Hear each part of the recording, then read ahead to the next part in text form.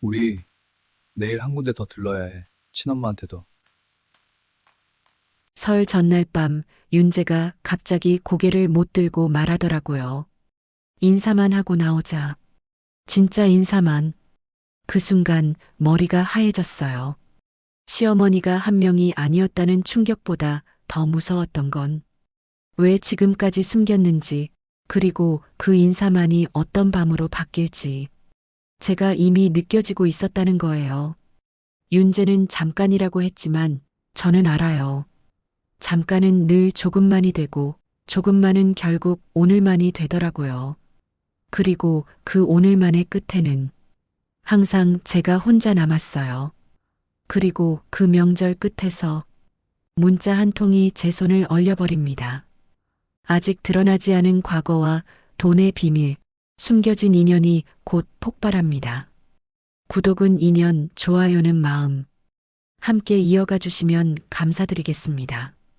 병원 원무과 창구에 앉아 있으면 시간이 사람을 천천히 눌러버립니다. 오전에는 번호표가 끝도 없이 쌓이고 오후에는 정산 때문에 목소리 큰 보호자들이 줄을 섭니다. 왜 이렇게 오래 걸려요라는 말이 얼굴 앞에서 터질 때마다 웃어 보이지만 속은 저절로 쪼그라듭니다. 서류 한 장에 도장 하나 빠졌다고 다시 출력하고 누락된 항목을 설명하고 같은 질문을 10번도 넘게 반복합니다.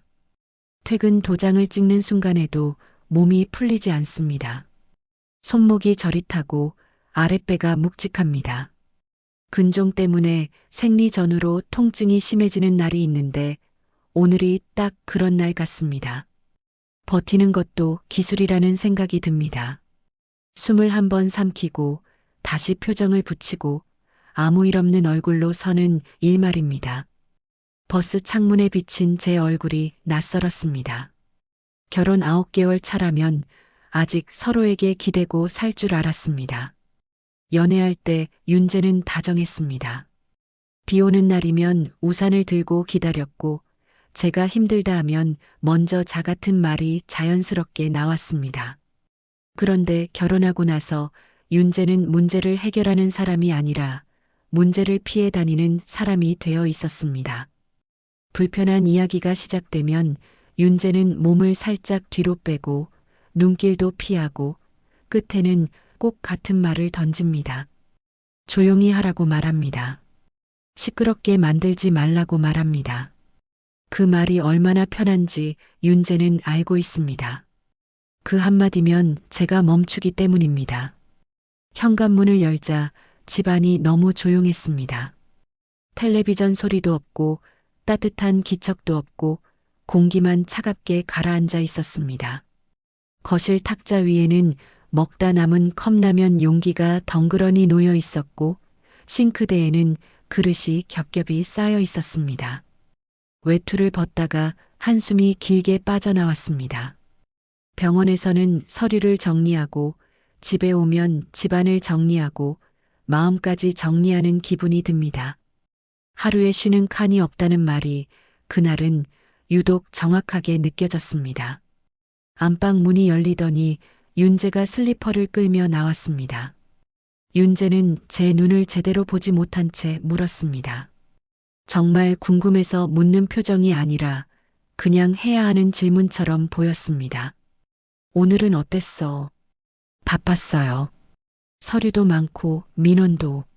말끝이 흐려진 건 피곤해서였는데 윤재는 제 피곤함을 다른 쪽으로 읽는 사람입니다. 제가 명절이나 시댁 같은 단어를 꺼내기도 전에 먼저 선을 긋습니다. 그냥 어른들 말 들어. 시끄럽게 만들지 말고. 웃음이 나올 뻔했습니다. 아직 아무 얘기도 하지 않았는데 윤재는 벌써 결론을 내렸기 때문입니다. 제가 힘든 건 병원 일이었고 몸도 안 좋았고 숨도 얕아진 날이었는데 윤재는 제 피곤함을 또 문제를 만들 신호로 받아들이는 것 같았습니다. 윤재는 제가 아픈지 묻지 않습니다.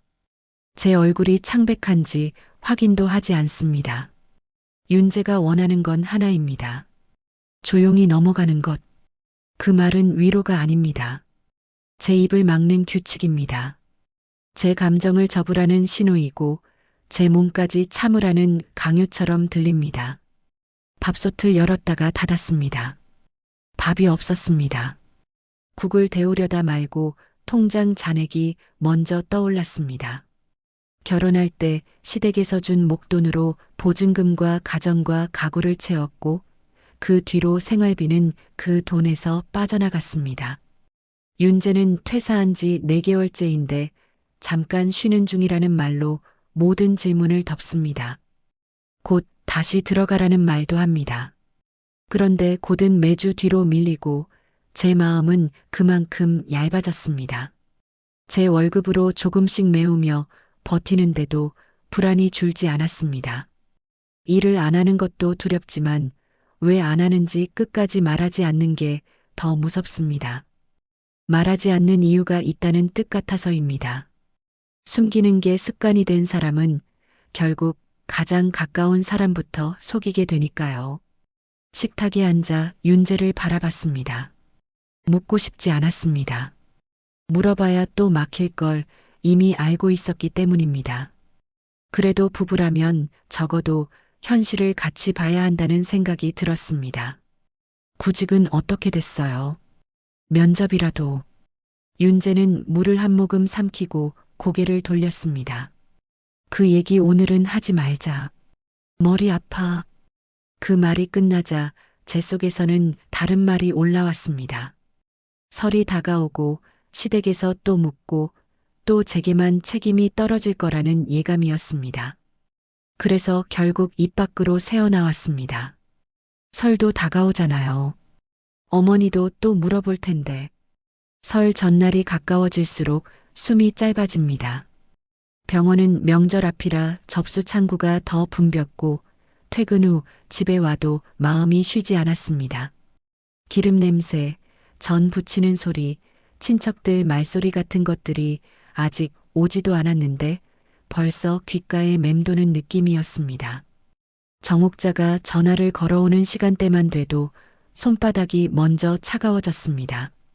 이번엔 잘 넘기자고 스스로를 달랬지만 잘이라는 말이 무엇인지 저는 점점 모르겠습니다. 말이 없으면 잘 넘긴 건지, 울지 않으면 잘 넘긴 건지, 내 속이 다 망가져도 겉으로 멀쩡하면 잘 넘긴 건지 말입니다. 그날 밤 윤재가 소파에 앉아 텔레비전을 보다가 리모컨을 내려놓았습니다. 윤재는 머뭇거리는 표정으로 제 눈치를 살폈습니다. 윤재가 저런 표정을 지을 때는 보통 제가 싫어할 얘기가 따라옵니다. 저는 미리 알아차리고도 모르는 척했습니다. 하루가 너무 길어서 더는 싸우고 싶지 않았습니다. 윤재가 입을 열었습니다. 우리 설날에 우리 집만 갔다가 끝나는 게 아니라 한 군데 더 들러야 해. 어디요? 제가 묻자 윤재는 시선을 바닥으로 떨어뜨렸습니다. 윤재가 제 얼굴을 똑바로 보지 못할 때는 윤재가 책임질 준비가 안 됐을 때입니다. 친엄마한테도 들러야 해. 저는 순간 말이 끊겼습니다. 친엄마라는 단어가 너무 갑작스러웠습니다. 결혼 9개월 동안 윤재가 한 번도 제대로 꺼낸 적 없는 말이었습니다. 저는 손에 들고 있던 행주를 내려놓고 윤재를 바라봤습니다. 친엄마요, 윤재 씨 어머니는 정옥자 어머니잖아요. 윤재가 고개를 끄덕였지만 그 끄덕임이 사과처럼 느껴지지는 않았습니다. 윤재는 마치 설명만 하면 끝나는 일처럼 서둘러 말했습니다. 나 사실 우리 집 재혼 가정이야. 지금 집은 아버지 쪽이고 친엄마는 따로 살아. 제 가슴이 철렁 내려앉았습니다. 결혼 전에 듣지 못한 말이었습니다. 아니, 듣지 못했다기보다 윤재가 말하지 않은 것이었습니다. 저는 목이 바짝 마르고 손끝이 떨리는 걸 느꼈습니다. 저는 윤재에게 묻고 싶었습니다. 왜 지금까지 숨겼는지, 왜 저만 몰랐는지, 왜 이렇게 중요한 이야기가 설 전날 밤에야 나오는지 말입니다. 그런데 입을 열면 감정이 쏟아질 것 같아서 저는 숨부터 고르고 말했습니다. 왜 지금 말해요? 윤재는 작게 한숨을 쉬며 변명처럼 덧붙였습니다. 오해하지 마. 설날에 잠깐 들러서 인사만 하고 나오자. 진짜로 인사만. 인사만. 그 말이 이상하게 가볍게 들렸습니다. 저는 윤재의 인사만이 어떤 식으로 바뀌는지 이미 여러 번 경험했습니다. 잠깐이 조금만이 되고, 조금만이 오늘만이 되고, 오늘만이 결국 제가 참아야 하는 밤이 되는 과정 말입니다. 저는 그걸 알면서도 다시 묻습니다. 믿고 싶어서가 아니라 확인하고 싶어서입니다. 그럼 우리 친정은 언제 가요? 윤재는 망설이지 않고 대답했습니다. 그 대답이 너무 당연해서 더 서늘했습니다. 친정은 내일 가도 되잖아. 친엄마는 한 번도 못 뵀잖아. 이번엔 인사만이라도 해야지. 저는 가만히 윤재를 봤습니다. 제 친정은 내일로 미뤄도 되는 자리이고 윤재 친엄마는 지금 당장 챙겨야 하는 자리라는 뜻으로 들렸습니다. 저는 설명하려고 입을 열었다가 다시 닫았습니다. 설명이 길어질수록 윤재는 피곤해하고 피곤해질수록 윤재는 결론을 내립니다. 조용히 넘어가라는 결론입니다. 저는 그 결론이 무서워서 말을 아꼈습니다. 그런데 말을 아낀다고 해서 문제가 사라지지 않는다는 것도 압니다. 정옥자에게서 전화가 왔습니다. 정옥자는 평소처럼 지시부터 했습니다. 내일은 새벽에 와. 며느리가 전부터 잡아야 한다. 저는 알겠습니다라고 대답하면서도 머릿속이 하얘졌습니다. 내일 새벽 시댁에서 전쟁을 치르고 그 다음에 또 다른 집으로 가서 인사만 하고 나온다니요. 저는 제 몸 상태를 떠올렸습니다. 아랫배 통증이 심해지는 날이면 화장실을 자주 가야 하고 낯선 곳에서는 더 불안해집니다. 그런데 윤재는 제 몸을 묻지 않았습니다. 윤재는 오직 일정만 정리했습니다. 아니, 윤재가 정리한 건 일정이 아니라 본인 우선순위였습니다. 통화가 끝난 뒤 윤재가 말했습니다. 서예진, 진짜 인사만 하고 나오자. 내가 확실히 말할게. 저는 윤재를 믿고 싶었습니다. 부부라는 말이 아직 제 안에서 완전히 꺼지지 않았기 때문입니다. 하지만 동시에 저는 알았습니다. 윤재가 확실히 말할수록 윤재는 그 말을 지키지 못했을 때 더 쉽게 저를 탓한다는 것도요. 저는 조용히 고개를 끄덕였습니다. 고개를 끄덕인 건 동의라기보다 제 마음을 지키기 위한 잠깐의 유예였습니다. 잠자리에 누웠는데 잠이 오지 않았습니다. 저는 천장을 바라보며 스스로에게 물었습니다. 결혼은 둘이 하는데 왜 중요한 순간마다 저는 뒤로 밀리는지 말입니다. 내일은 명절이고 저는 또 며느리라는 이름으로 움직일 것입니다. 그런데 윤재가 말한 친엄마라는 단어는 결혼이 제가 생각한 결혼이 아닐 수도 있다는 신호처럼 들렸습니다. 저는 아주 작게 숨이 새지 않게 말했습니다. 인사만. 제발 인사만. 설날 새벽 공기는 유난히 날카로웠습니다. 잠이 들었다고 해도 잠이 아닌 것 같은 밤이었고 눈을 뜨자마자 심장이 먼저 뛰었습니다. 새벽 5시가 되기 전부터 정옥자 집 부엌은 불이 환하게 켜져 있었습니다. 정옥자는 제가 문을 열고 들어서는 순간부터 손목을 잡듯 말을 걸었습니다. 저는 이쪽, 나물은 저쪽, 설거지는 내가 먼저라는 지시가 숨 쉴 틈 없이 이어졌습니다. 저는 대답을 길게 하지 않았습니다. 길게 대답할수록 일이 늘어나고 말이 길어질수록 표정이 읽히고 표정이 읽히면 며느리가 유난이라는 소리가 붙는 걸 이미 여러 번 느꼈기 때문입니다. 전 부치는 냄새가 기름처럼 옷에 들러붙었습니다. 후라이팬이 달궈질수록 제 아랫배도 함께 달궈지는 기분이 들었습니다. 근종 통증이 있는 날은 몸이 예민해지고 예민해질수록 표정이 굳습니다. 그런데 명절 부엌에서는 표정이 굳는 것조차 허락되지 않습니다. 저는 손목이 저리도록 뒤집개를 움직이고 그릇을 닦고 국을 데우고 밥을 다시 푸고 김치를 다시 꺼냈습니다. 정옥자는 몇 번이나 저를 불러 세웠습니다. 그렇게 얇게 썰면 누가 먹니 상 차릴 때는 순서가 있어 며느리는 손이 빨라야 해 같은 말이 계속 쌓였습니다. 저는 속으로만 셌습니다. 한 마디, 두 마디, 10마디. 참는 것도 기술이라고 저는 오늘도 그 기술을 쓰고 있었습니다. 윤재는 거실에 있었습니다. 저를 드리고 인사를 하고 친척들 앞에서 웃는 얼굴을 하고 다시 거실로 앉아 텔레비전 소리를 키웠습니다.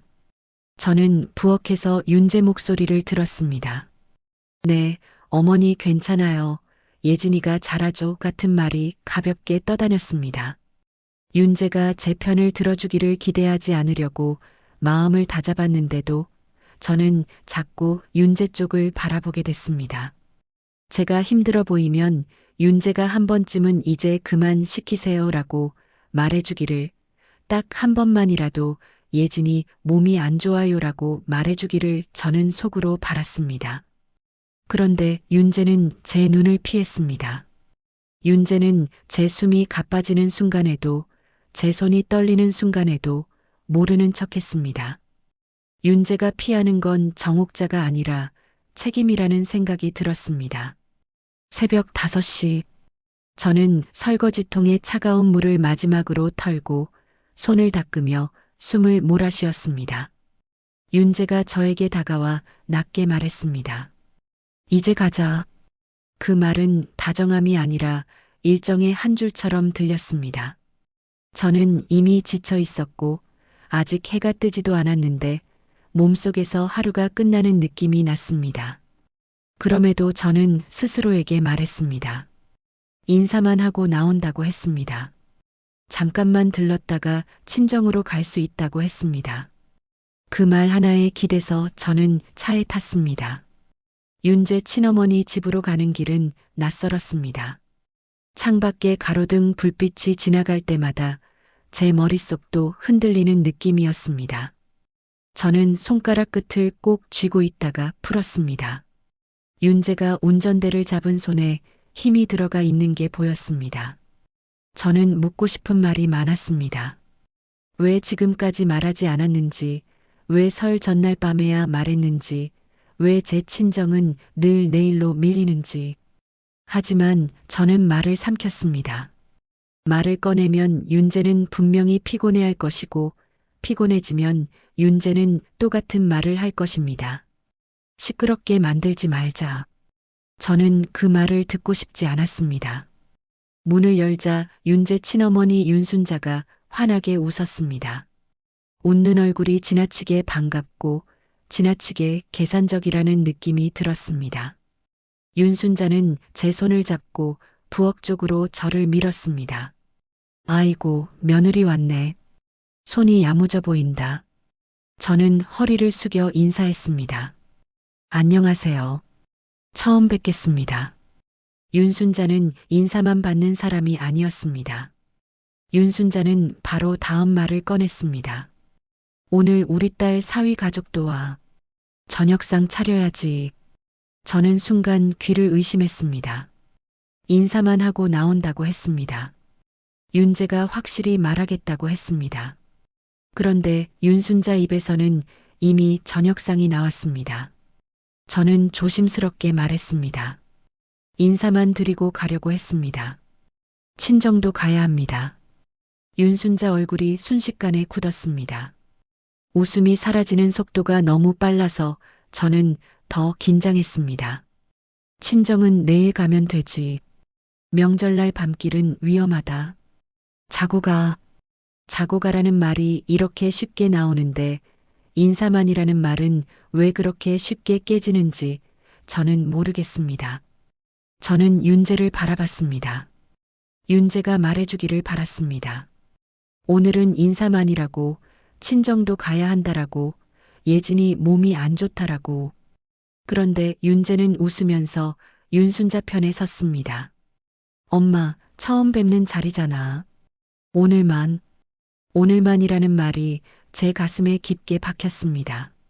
정옥자 부엌에서 오늘만, 윤순자 집에서도 오늘만, 제 삶은 왜 늘 오늘만이라는 말로 눌리는지 저는 갑자기 숨이 막혔습니다.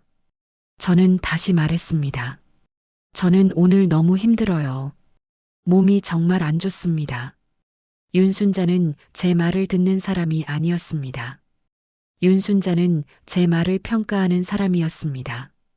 힘들면 힘든 티를 그렇게 내니 며느리가 싸가지가 있어야지. 싸가지라는 단어가 제 귀를 때렸습니다. 저는 병원에서 욕을 들어도 참습니다. 환자가 아프니까, 보호자가 불안하니까 저는 참습니다. 그런데 집에서 명절날 제가 사람 대접을 받기 위해 참아야 한다는 게 너무 서러웠습니다. 저는 속으로 몇 번이나 숨을 삼켰습니다. 지금 울면, 지금 화내면 저는 또 문제 있는 사람이 됩니다. 저는 그걸 알고 있었습니다.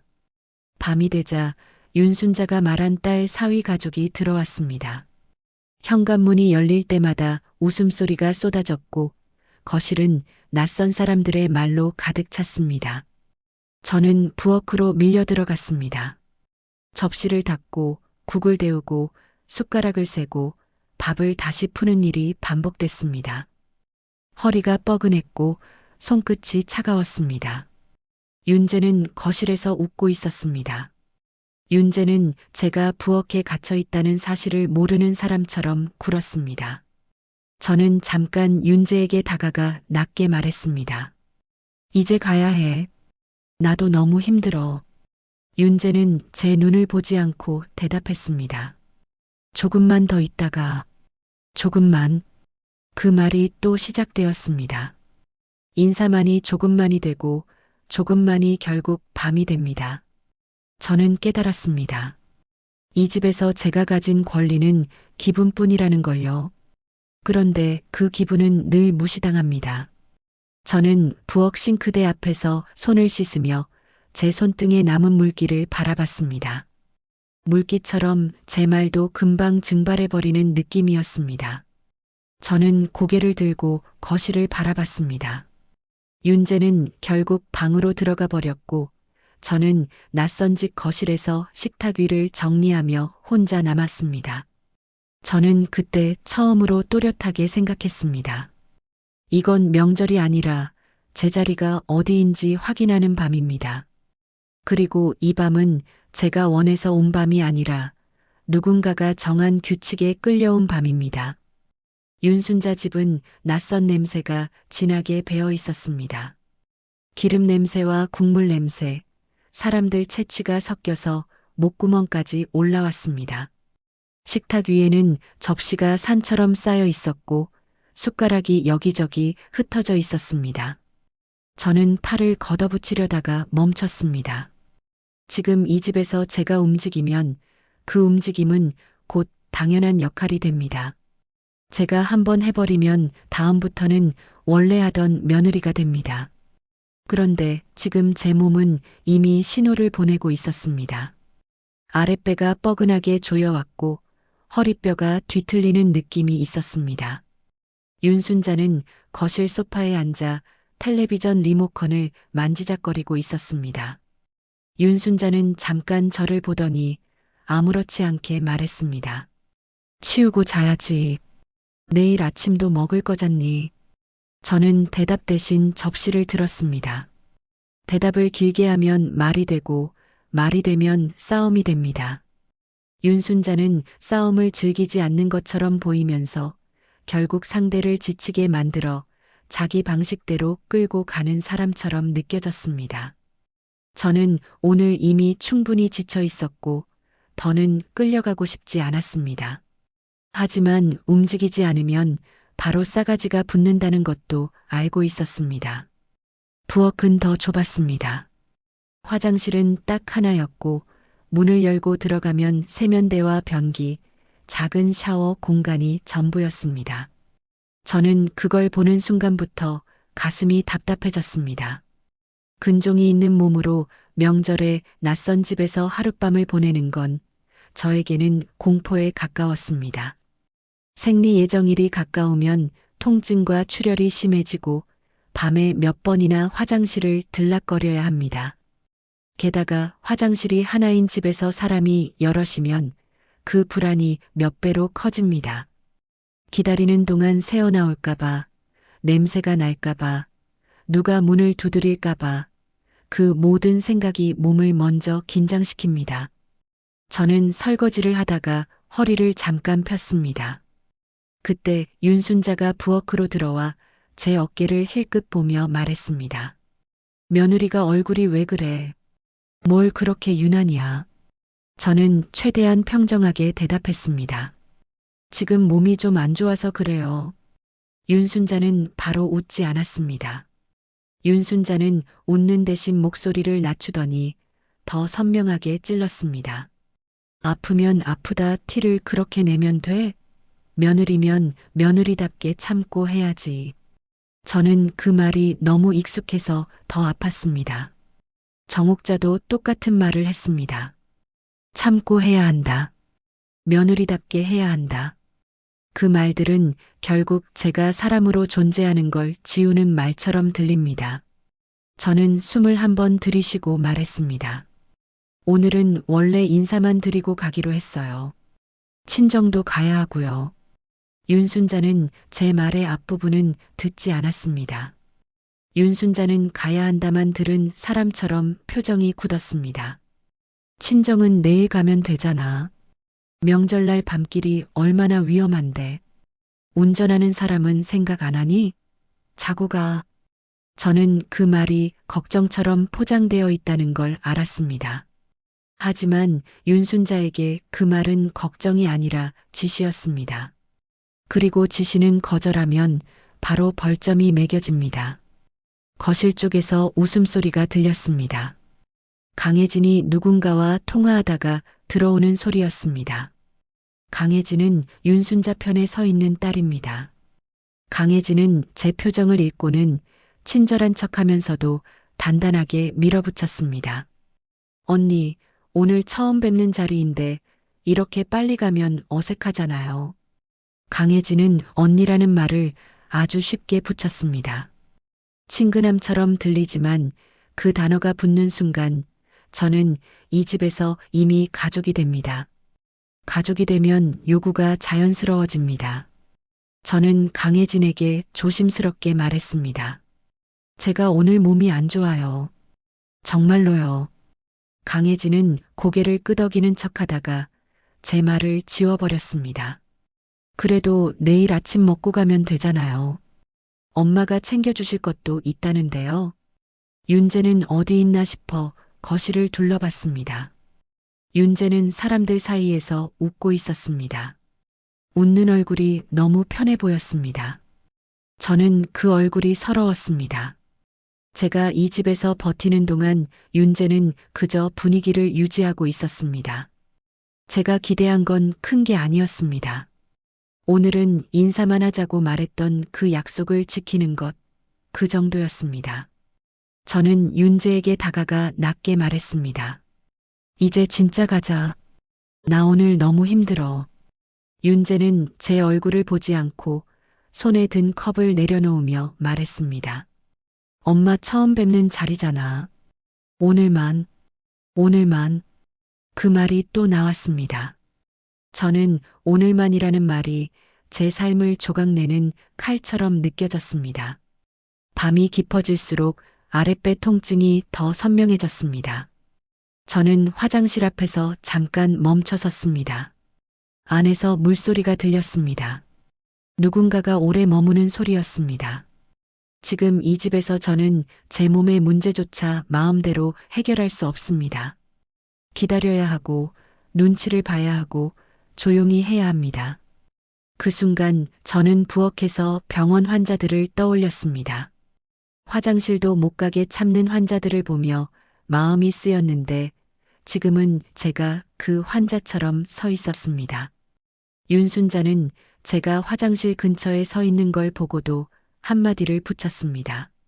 뭐하니? 설거지 아직 남았잖아. 저는 말없이 다시 부엌으로 돌아갔습니다. 접시를 닦으며 손이 떨렸습니다. 물이 뜨거웠는데도 손끝은 차가웠습니다. 마음이 차가우면 몸도 따라 차가워진다는 걸 그날 알았습니다. 그 와중에 윤재는 어느 순간 방으로 들어가 버렸습니다. 윤재가 문을 닫는 소리가 들렸습니다. 윤재는 제 상황을 확인하지 않았습니다. 윤재는 제 통증을 묻지 않았습니다. 윤재는 제 눈을 보지 않았습니다. 윤재는 늘 그랬습니다. 문제가 시작되면 윤재는 사라집니다. 거실에 다시 혼자 남았을 때 저는 식탁 위를 바라봤습니다. 누가 놓고 간 컵, 반쯤 남은 과일, 흘린 국물 자국이 그대로였습니다. 저는 천천히 닦았습니다. 닦으면서도 마음 한쪽이 계속 무너졌습니다. 이게 명절이라서 힘든 게 아닙니다. 사람이 나를 사람으로 보지 않아서 힘든 겁니다. 며느리라는 단어 하나로 제 몸도 제 일정도 제 마음도 뒤로 밀리는 것이 너무 선명해서 숨이 막혔습니다. 저는 결국 윤순자에게 다시 말했습니다. 목소리를 크게 내지 않았습니다. 크게 내면 제가 나쁜 사람이 됩니다. 그래서 최대한 차분하게 하지만 분명하게 말했습니다. 오늘은 정말 어렵습니다. 저는 자고 갈 수 없어요. 윤순자는 제 말에 잠깐 눈을 치켜떴습니다. 그리고 낮게 웃었습니다. 비웃음과 체면이 섞인 웃음이었습니다. 너 지금 어른한테 말대꾸하니? 며느리가 참을성도 없네. 그 말에 저는 목이 뜨거워졌습니다. 울음이 아니라 분노가 먼저 올라왔습니다. 하지만 저는 울지 않았습니다. 울면 예민하다가 붓고 유난이다가 붓고 결국 저는 또 문제 있는 사람이 됩니다. 저는 그 공식을 알고 있습니다. 그래서 저는 입술을 깨물었습니다. 강혜진이 옆에서 거들었습니다. 강혜진은 마치 저를 위하는 척 제 선택지를 줄였습니다. 언니, 그냥 오늘만 참고 자요. 엄마가 이렇게 챙겨주시는데 밖에서 말 나오면 언니만 손해예요. 밖에서 말 나온다. 그 말이 정옥자와 닮아 있었습니다. 체면, 말, 시선. 그걸로 사람을 묶어두는 방식 말입니다. 저는 그 순간 깨달았습니다.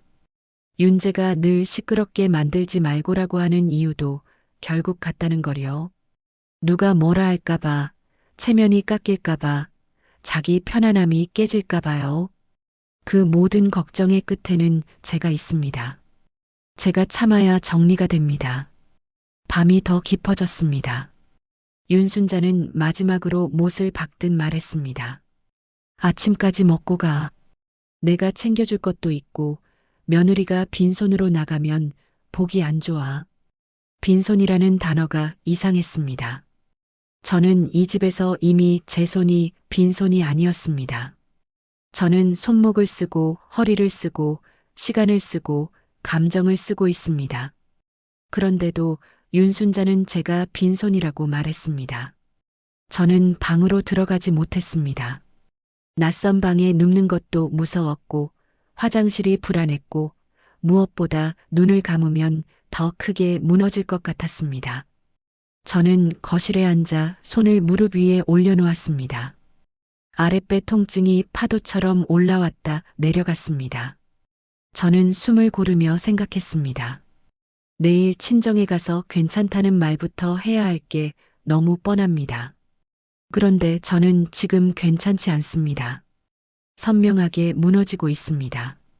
그날 밤 저는 처음으로 스스로에게 단정하게 말했습니다. 이 집에서 내가 지켜야 할 건 체면이 아니라 내 몸이다. 그런데 그 말을 마음속으로만 하고 있다는 사실이 더 서러웠습니다. 말로 꺼내면 싸움이 되고 싸움이 되면 또 제가 이상한 사람이 되니까요. 저는 다시 한번 숨을 삼켰습니다.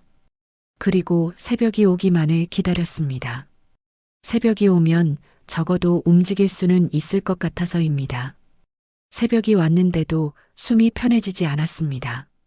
눈을 감았다 뜨는 사이 밤은 끝났는데 몸은 여전히 그 집안에 묶여 있는 느낌이었습니다. 거실 바닥에서 잠깐 기대다시피 앉아 있었더니 허리가 굳어 있었습니다. 아랫배는 묵직하게 당기고 속은 울렁거렸습니다. 화장실 문 앞에서 잠깐 멈췄습니다. 안에서 물소리가 났고 누군가가 기척이 있었습니다. 기다려야 한다는 사실 하나가 이렇게 사람을 초라하게 만들 줄 몰랐습니다. 아침이 되자 윤순자는 아무렇지 않게 부엌으로 저를 불렀습니다. 윤순자의 목소리는 어제보다 더 단단했습니다. 어제는 처음 만났으니 환하게 웃는 얼굴이라도 있었는데 오늘은 그런 포장도 없었습니다. 윤순자는 제가 사람인지 역할인지 확인하듯 말했습니다. 일어나. 아침 먹고 가야지. 국 데울 거야. 저는 그 말에 반사적으로 내가 나올 뻔했습니다. 그런데 내가 나오는 순간 저는 또 하루를 저 집의 규칙대로 살게 됩니다. 저는 입술을 한번 깨물고 말했습니다. 저는 이제 가야 해요. 친정에 가기로 했습니다. 윤순자의 눈이 좁아졌습니다. 친정은 이따가 가도 되잖아. 왜 이렇게 성급하니? 성급하다는 말은 늘 이런 순간에 쓰입니다. 제가 제 삶을 지키려 하면 어른들은 그걸 성급하다고 부릅니다. 저는 목소리를 낮게 유지했습니다. 높아지면 제가 지는 싸움이 됩니다. 저희 부모님과 약속이 있습니다.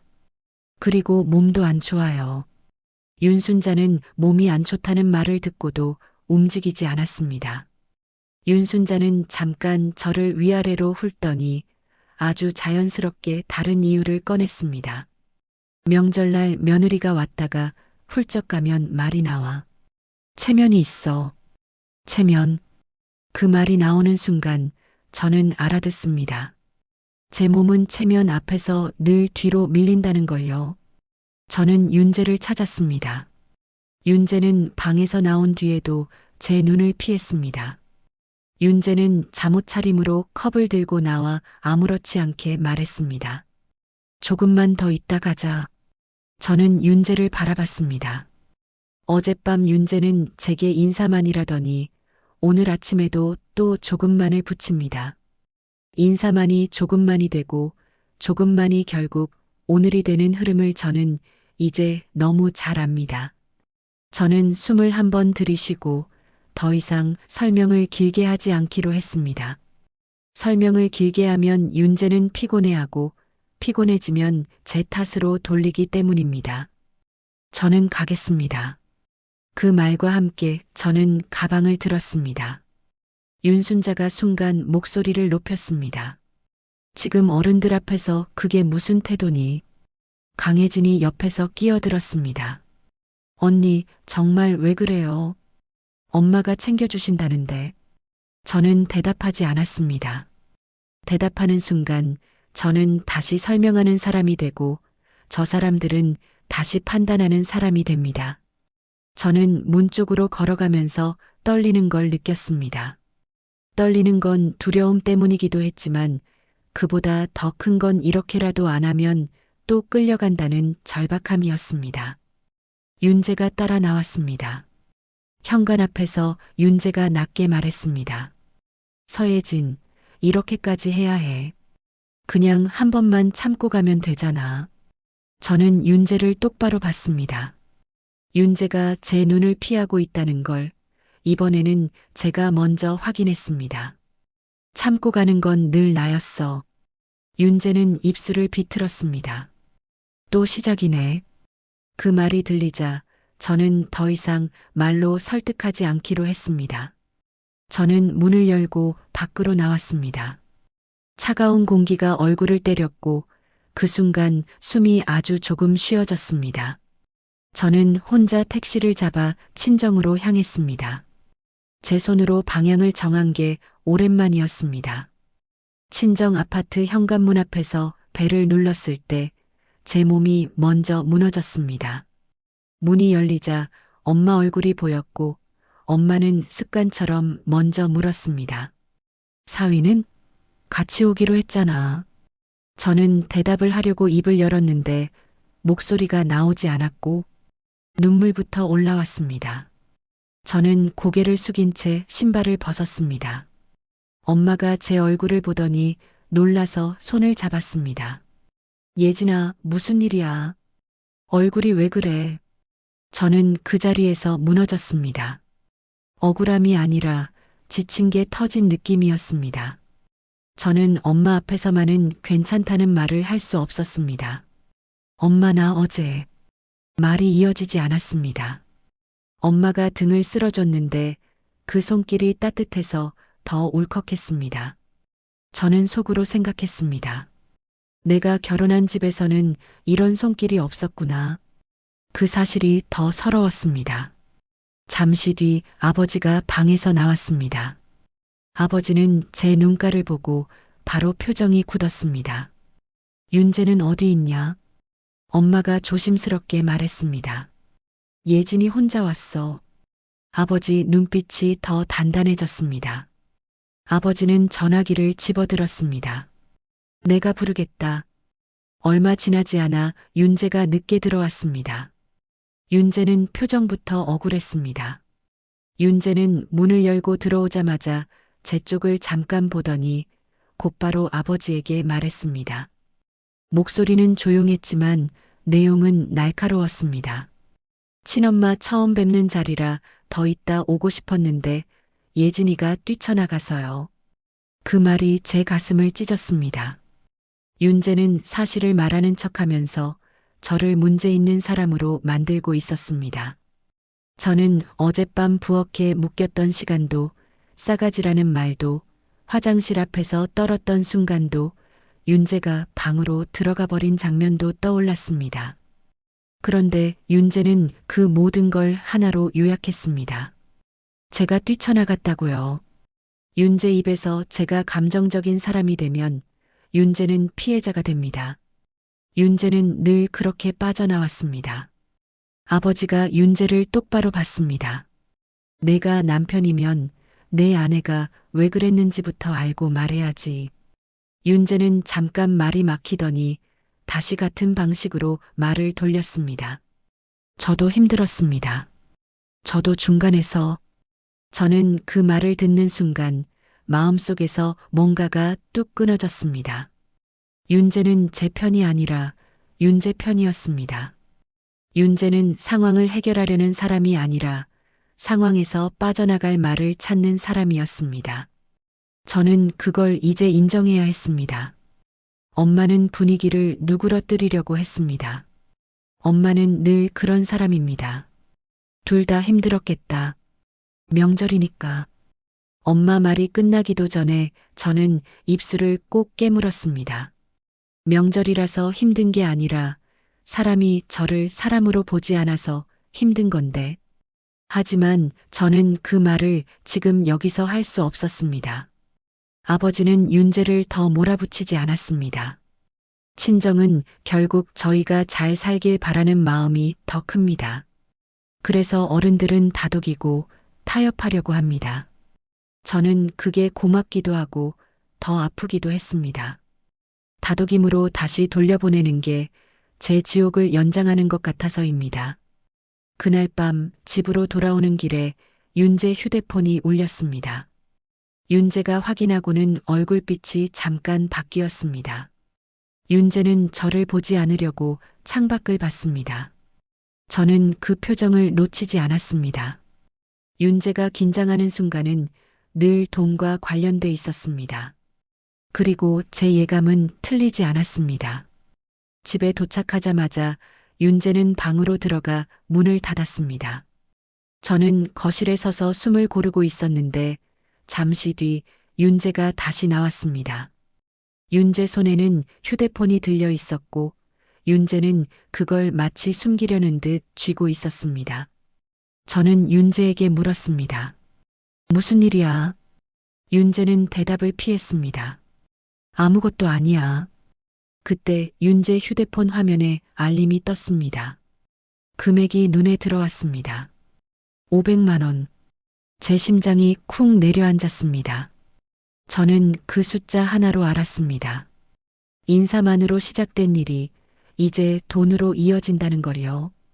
그리고 윤재가 방금 그 돈을 우리가 아니라 윤재 혼자의 것으로 만들려 한다는 거리요.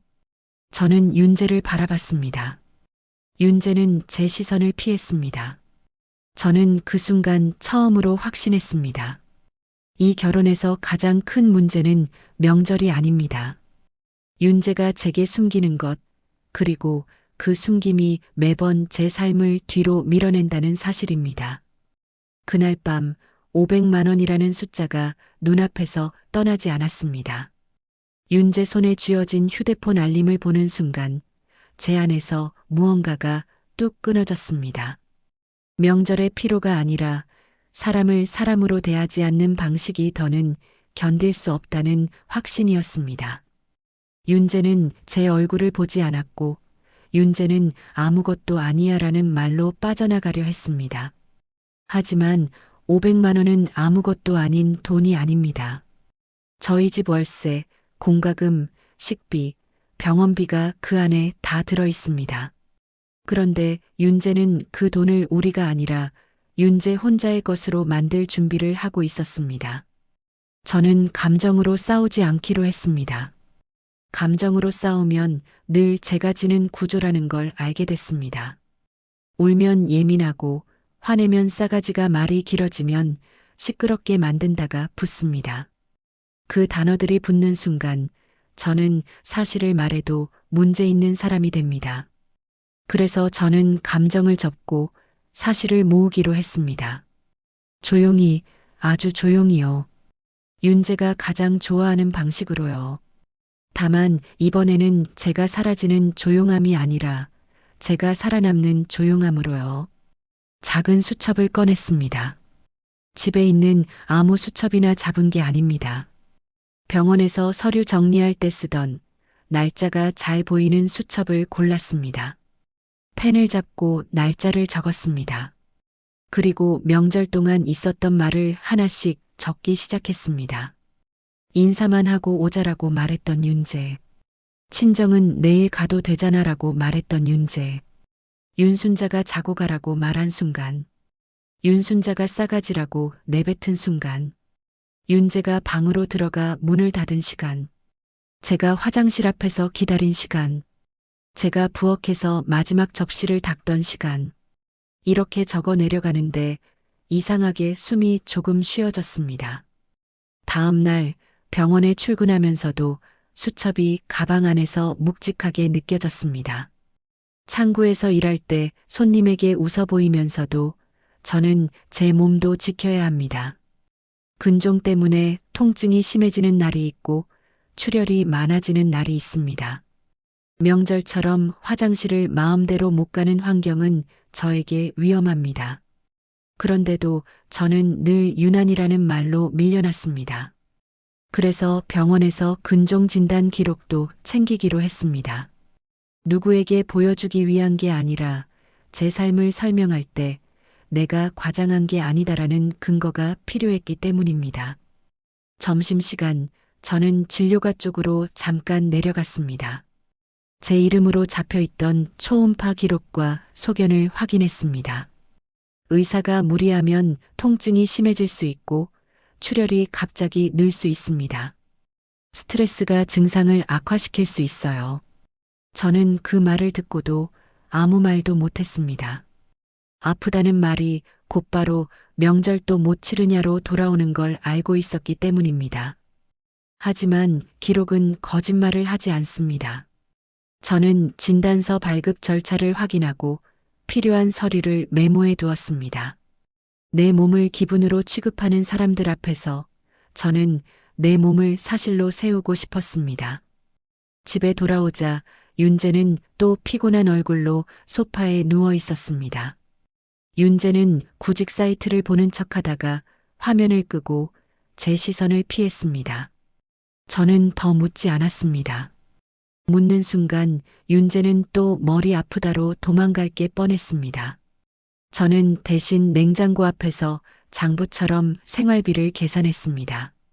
결혼할 때 받은 돈이 얼마나 남았는지, 이번 달 카드값이 얼마인지, 공과금이 언제 나가는지, 월세가 언제 빠져나가는지 정직하게요. 그러다 우연처럼 윤재 카드 내역을 보게 됐습니다. 우연이라고 말해야 할지 모르겠습니다. 윤재가 인터넷이 느리다라며 제 노트북을 잠깐 빌렸었고 그 뒤로 자동 저장된 결제 알림 창이 남아 있었거든요. 저는 일부러 보지 않으려고 했습니다. 부부 사이에 믿음이 있어야 한다고 저도 아직 믿고 싶었기 때문입니다. 그런데 그 화면은 제 눈앞에 너무 선명했습니다. 새벽 시간대 반복 결제, 자정이 넘은 시간에 현금 인출, 설명할 수 없는 송금, 소액이지만 같은 패턴으로 여러 번 빠져나간 돈. 제 손끝이 차가워졌습니다. 500만 원 용돈은 생활비를 막아주는 돈이 아니라 윤재가 숨기는 구멍을 덮는 돈일 수도 있다는 생각이 들었습니다. 저는 화면을 닫았다가 다시 열었습니다. 제가 착각하고 있나 싶어서였습니다. 그런데 착각이 아니었습니다. 기록은 거짓말을 하지 않습니다. 그날 밤 베란다에서 윤재 목소리가 들렸습니다. 윤재는 문을 살짝 닫고 통화하고 있었습니다. 윤재가 이렇게 통화하는 건 처음이 아니었습니다.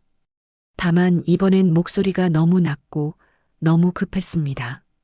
저는 물을 마시는 척하며 조용히 다가갔습니다. 심장이 쿵쿵 뛰었습니다. 듣고 싶지 않았습니다. 하지만 모른 척하고 넘어가면 계속 반복될 것 같았습니다. 윤재 목소리가 틈새로 흘러나왔습니다. 엄마 돈 조금만 더 막아야 돼. 예진이 모르지. 막아야 한다. 그 단어가 머릿속을 때렸습니다.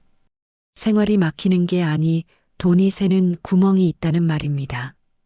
윤재가 잠깐 쉬는 중이라는 말 뒤에 숨겨놓은 건 단순한 체면이 아니라 위험일 수도 있습니다. 저는 숨을 죽였습니다. 윤재가 통화를 마치고 문을 열기 전에 저는 재빨리 부엌 쪽으로 돌아갔습니다. 발소리 하나도 크게 내고 싶지 않았습니다. 제가 들었다는 걸 윤재가 알면 윤재는 또 저를 시끄럽게 만드는 사람으로 만들고 그렇게 빠져나갈 겁니다. 저는 수첩을 꺼내 또박또박 적었습니다. 베란다 통화. 돈 조금만 더. 막아야 돼. 예진이 모르지. 저는 그 문장을 적는 순간 이상하게 눈물이 나지 않았습니다. 대신 속이 서늘해졌습니다. 명절에서 버려진 밤이 끝이 아니었습니다. 진짜 지옥은 지금부터일 수도 있습니다. 돈 앞에서도 진실 앞에서도 윤재는 저를 같은 방식으로 버리고 있었습니다. 모르라고, 조용히 넘어가라고, 시끄럽게 만들지 말라고. 저는 수첩을 덮고 숨을 길게 내쉬었습니다. 이제는 묻고 따지는 게 아니라 확인하고 정리할 차례입니다. 제 몸, 제 돈, 제 삶을요. 몇 달 뒤 명절 전날 저녁 정옥자 집 거실에 들어서자 텔레비전 소리가 먼저 밀려옵니다. 화면에서는 웃음이 터지고 자막이 번쩍이는데 제 귀에는 기름 냄새가 더 크게 들립니다. 부엌에서 전을 부칠 준비를 하느라 팬이 달궈지는 소리가 치익하고 올라옵니다. 저는 앞치마 끈을 풀어 손에 쥐었다가 놓습니다. 잠깐 숨을 돌리고 싶어서 거실 한쪽에 서는데 정옥자가 그 틈을 놓치지 않습니다.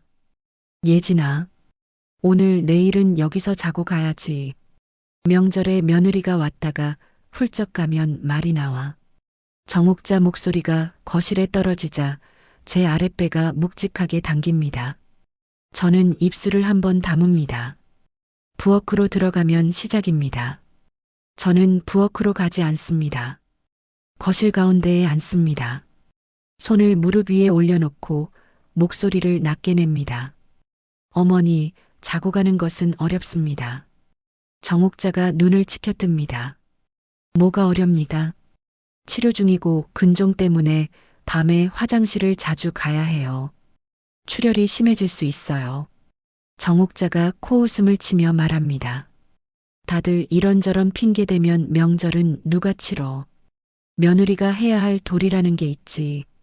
정옥자 목소리가 올라갑니다. 저는 얼굴을 오래 보지 않습니다. 눈을 마주치면 감정이 튀어나오니까요. 소파 끝에서 신문 접는 소리가 납니다. 강명호가 고개를 듭니다. 강명호는 말수가 적지만 대신 눈빛이 단단합니다. 무슨 일이냐? 저는 강명호 쪽으로 고개를 조금 숙입니다. 아버님, 이번 명절은 당일로 인사드리고 올라가겠습니다. 정옥자가 바로 끼어듭니다. 여보, 명절에 며느리가 당일로 간다는데? 저는 문장을 끊지 않고 붙입니다. 일정은 윤재랑 제가 정하겠습니다. 윤재가 급히 웃으며 끼어듭니다. 정옥자 쪽으로 맞추려는 웃음입니다. 아버지, 어머니 예진이가 좀 예민해서요. 이번 하루만. 저는 윤재 말을 자릅니다. 예민한 게 아닙니다. 치료입니다. 윤재는 제 눈을 피하고 강명호가 안경을 밀어 올리며 말합니다. 치료 중이면 억지로 시킬 일 아니다. 정옥자가 행주를 탁 접습니다. 여보, 다들 아프다 하면 명절은 누가 치러요? 며느리가 해야 할 도리라는 게 있죠. 강명호가 손을 들어 정옥자 말을 끊습니다. 가만 있어. 텔레비전 소리만 남았다가 누군가 리모컨을 눌러 소리가 줄어듭니다. 저는 그 틈에 다시 말합니다. 자고 가는 것은 없습니다. 오늘 인사드리고 올라가겠습니다. 정옥자가 저를 향해 몸을 기울입니다. 너 지금 이게 맞는 거니? 저는 짧게 답합니다. 결정입니다. 윤재가 숨을 들이키며 다시 끼어듭니다. 윤재 목소리가 낮아지며 조용한 틈에 압박을 얻는 톤으로 그럼 내 친엄마는? 예진아, 이번에도 가야지. 작년에도 인사하러 가서 너 혼자 친정 가버렸잖아. 강명호 눈빛이 확 바뀝니다. 친엄마, 무슨 소리냐? 정옥자도 눈을 크게 뜹니다. 정옥자 시선이 윤재로 꽂힙니다. 저는 손바닥을 무릎 위에서 한번 쥐었다가 풉니다. 사실을 꺼냅니다. 윤재 친어머니가 따로 계십니다. 정옥자가 숨을 들이킵니다. 뭐? 저번 설날에 저도 그날 처음 들었습니다. 인사만 하고 나오자고 해서 갔습니다. 처음 뵙는데 저녁상 준비하라고 했고 자고 가라고 했어요. 싸가지라는 말도 들었고요. 정옥자가 입을 열려는 순간 강명호가 손을 들어 막습니다. 가만 있어. 강명호가 윤재를 똑바로 봅니다. 윤재, 너 이걸 왜 지금까지 제대로 말 안 했어? 윤재가 입술을 깨뭅니다. 그냥 복잡해서요. 정옥자가 윤재에게 쏘아붙입니다. 복잡하면 며느리한테 말 안 해도 되는 거냐? 윤재가 더 작아집니다. 저는 마지막으로 한 줄을 더합니다. 그래서 이번에는 인사만 드리고 옵니다. 숙박은 없습니다. 제 몸과 제 일정은 제가 지키겠습니다. 잠깐 정적이 흐릅니다. 강명호가 한숨을 길게 내쉬고 말합니다. 윤재야, 내 친엄마에게는 내가 전화로 말해라. 아내가 치료 중이라 숙박은 어렵다고. 일정은 너희가 정하는 거다. 윤재가 반발하려다 강명호 눈빛에 눌려 고개를 끄덕입니다. 차 안으로 내려오자 공기가 바뀌는 듯하지만 윤재 옆좌석의 공기는 더 무겁습니다. 윤재는 운전대를 잡고 한참 말이 없습니다. 윤재가 휴대폰을 꺼내 스피커폰을 켭니다. 연결음이 2번 울리고 윤순자 목소리가 바로 날카롭게 튀어나옵니다. 왜 이제 전화해? 사람들 오는데. 윤재가 조심스럽게 말합니다. 엄마 이번엔 예진이 치료 중이라 자고 가는 건 어렵대. 윤순자가 바로 받습니다. 뭐? 치료? 그게 명절보다 중요해? 며느리가 말이 많네. 사람들 올 건데 그럼 밥상은 누가? 윤재는 제 쪽으로 핑계를 돌릴 준비를 하는 입술로 예진이가 좀 예민해서 저는 윤재 말을 끊습니다. 목소리를 높이지 않고 문장을 짧게 냅니다. 어머니, 인사는 당일 드릴게요. 숙박은 불가능합니다. 윤순자 목소리가 더 올라갑니다. 뭐, 내가 지금 어른한테. 저는 더 붙이지 않습니다. 그런 말씀 계속하시면 인사도 어렵습니다. 뚝, 통화가 끊깁니다. 윤재 손이 운전대 위에서 굳어 있습니다.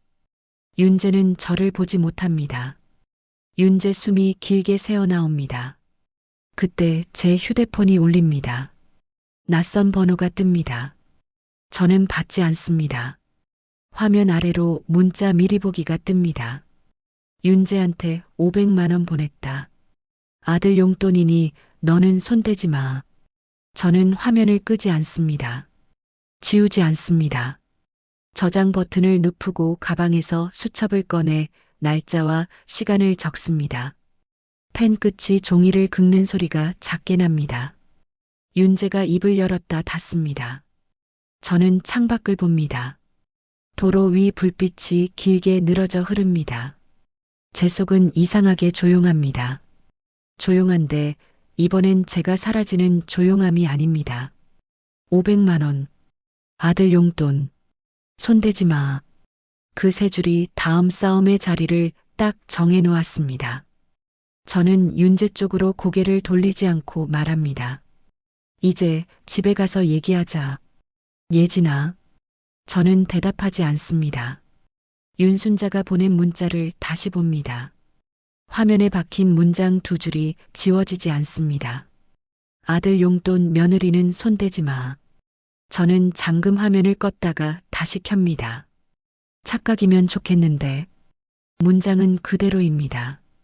윤재는 운전대에 손을 얹은 채로 제 쪽을 보지 못합니다. 차 안에 남은 건 엔진 진동과 제 손끝을 찌르는 진동뿐입니다. 친어머니가 보낸 500만 원 생활비로 쓰지 말라는데 그럼 이번 달은 어떻게 할 거야? 제가 조용히 묻습니다. 윤재는 너무 빠르게 대답합니다. 그건 내 돈이야. 엄마가 그렇게 말했잖아. 내 돈. 그 말이 튀어나오는 순간 윤재는 이미 제 질문을 생활이 아니라 침범으로 처리합니다. 앞차 브레이크 등이 붉게 켜졌다 꺼집니다. 제 속도 같이 꺼졌다 켜집니다. 그래, 당신 돈이라고 치자. 저는 문장을 더 붙이지 않고 다음으로 넘어갑니다. 그럼 생활비 계획을 내놔야지. 지금 무직이잖아. 윤재 손바닥이 운전대를 탁 내리칩니다. 또 시작이네. 그동안은 결혼할 때 받은 돈으로 버텼잖아. 왜 자꾸 내 돈을 탐내는 거야? 윤재 목소리가 커지면 저는 목소리를 높이지 않습니다. 윤재가 원하는 건 제가 감정적으로 보이는 순간이기 때문에 저는 짧게 끊습니다. 나는 돈을 탐내는 게 아니야. 당신이 우리 살림을 같이 지킬 마음이 있는지 확인하는 거지. 윤재가 억울한 얼굴을 합니다. 늘 억울함으로 빠져나옵니다. 나도 힘들어. 나도 체면이. 제가 끊습니다. 체면은 돈으로 세우는 게 아니야. 그리고 나는 더 이상 며느리로만 살지 않을 거야. 윤재가 입을 다뭅니다. 차 안이 잠깐 조용해집니다. 저는 가방을 열고 수첩을 꺼냅니다. 수첩 첫 장을 펼치자 날짜들이 줄지어 있습니다. 저는 수첩을 윤재 쪽으로 내밀지 않습니다. 제 무릎 위에 올려놓고 제가 보고 읽습니다. 설날. 인사만 한다고 했습니다. 갔습니다.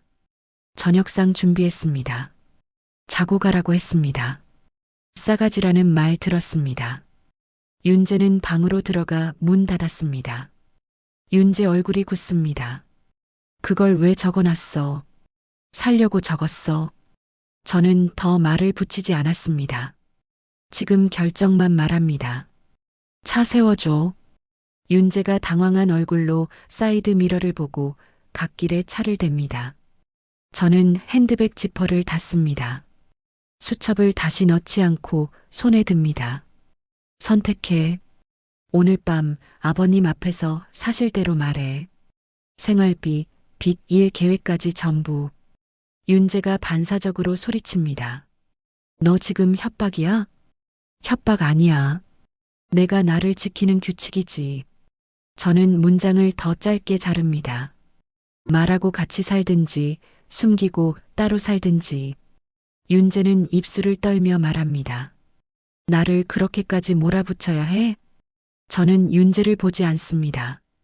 윤재 눈을 마주치면 흔들릴까봐가 아니라 윤재가 또 불쌍한 표정으로 방향을 바꿀까봐입니다. 그 표정에 오래 속아왔습니다. 몰아붙이는 게 아니잖아. 윤재는 결국 고개를 끄덕입니다.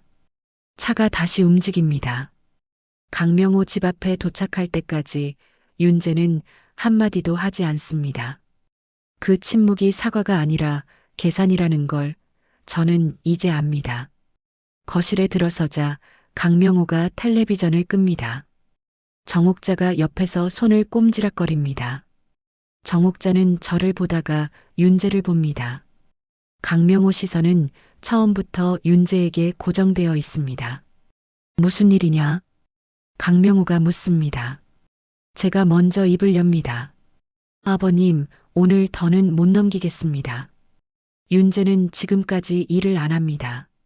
10달째입니다. 정옥자가 숨을 들이킵니다. 뭐? 그리고 윤재 씨 친어머니가 윤재 씨에게 500만 원을 보내면서 며느리는 손대지 말라고 했습니다. 정옥자가 윤재를 봅니다. 윤재는 눈을 내립니다. 강명호가 낮게 말합니다. 윤재야, 용돈이면 너는 그걸로 뭘 했냐? 윤재가 얼버무립니다. 그냥 정리할 게 있어서. 휴대폰 내놔. 강명호가 자릅니다. 윤재가 움찔합니다. 아버지, 그건. 강명호가 더 낮게 말합니다. 내가 뭘 숨기고 왔는지 알아야겠다. 가정을 지키는 얘기다. 윤재가 결국 휴대폰을 내밉니다. 강명호 손가락이 화면을 몇 번 넘기자 얼굴이 굳습니다. 정옥자가 그 표정을 보고 더 숨이 가빠집니다. 이게 뭐냐? 강명호 목소리가 짧습니다. 강명호 손가락이 한 줄에 멈춥니다. 새벽 시간대 반복 결제, 현금 서비스, 설명 안 되는 송금. 정옥자가 떨리는 목소리로 묻습니다. 윤재야, 너 빚 있니? 윤재가 무너지며 목소리가 갈라집니다. 처음엔 소액이었어요. 투자였어요. 잃고 만회하려고 현금 서비스까지. 제 등골이 서늘해집니다. 하지만 놀라움이 오래가지 않습니다. 저는 이미 베란다 통화로 들었습니다.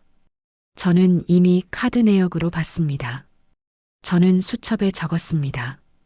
저는 지금 그 조각들이 한 장으로 합쳐지는 걸 보고 있습니다. 그래서 저번 설날에 제가 윤재를 봅니다.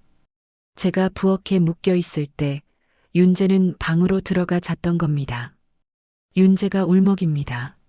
무서웠어. 들키면 다 끝날까봐. 무서웠으면 말했어야 했어요. 제가 짧게 자릅니다. 강명호가 윤재를 내려다보며 말합니다. 윤재야, 내가 가정을 꾸리고 남편이면 엄마 돈 뒤에 숨지 말고 내 책임으로 살아. 거실이 조용해집니다. 윤재는 고개를 숙인 채 손가락만 꼼지락거립니다. 저는 준비한 문장을 꺼냅니다. 저는 이렇게 하겠습니다. 윤재 씨, 첫째, 빚과 지출 전부 공개하세요. 다시 숨기면 그때는 불리입니다. 윤재가 예진아하고 부르려 하지만 저는 멈추지 않습니다. 둘째, 상환 계획표를 오늘 밤 안으로 작성하세요. 언제까지, 얼마씩, 어떻게. 강명호가 고개를 한번 끄덕입니다. 셋째, 생활비는 공동계좌로 갑니다. 고정 입금이 먼저입니다.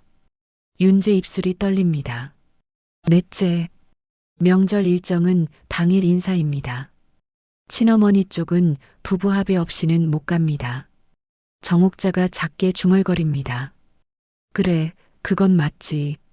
저는 마지막을 가장 분명하게 꺼냅니다. 다섯째, 싸가지, 유난, 며느리가 뭘 했냐 같은 말 다시 나오면 관계를 종료합니다. 저는 아버님도 어머님도 보지 않고 말합니다. 저는 며느리로 결혼한 게 아니에요. 가정을 이루고 사랑으로 살려고 결혼했어요. 윤재 얼굴이 일그러집니다. 이렇게까지 해야 해? 저는 윤재를 봅니다. 이렇게까지 안 하면 나는 또 당신에게 묶여요. 강명호가 숨을 길게 내쉽니다. 윤재는 고개를 숙입니다. 저는 그 장면을 오래 보지 않습니다. 저는 외투를 챙깁니다. 강명호가 묻습니다. 어디 가니? 저는 고개만 숙입니다. 제가 있어야 할 대로 가요. 집으로 돌아오는 길은 붐빕니다. 저는 제 집 현관 앞에 도착해서 섭니다. 문을 엽니다. 실내 공기가 제 몸을 받아줍니다. 제 베개, 제 이불, 제 화장실. 저는 신발을 벗으며 숨을 길게 내쉽니다. 휴대폰 메모장을 켜고 한 줄을 적습니다. 다음 명절엔 내가 나를 먼저 챙긴다. 메모장을 저장하고 화면을 끕니다. 수첩을 식탁 위에 올려놓고 손을 씻습니다. 저는 거울을 봅니다. 얼굴이 지쳐 있지만 눈이 무너지지 않습니다. 화면을 끄고 숨을 쉽니다. 이번엔 살아있는 숨입니다. 구독은 힘이 되고 좋아요는 제게 큰 응원이 됩니다. 오늘 이야기가 마음에 남았다면 님들의 이야기도 들려주세요. 그곳에 좋은 일이 찾아올 거예요. 눈물 꽃길이었습니다.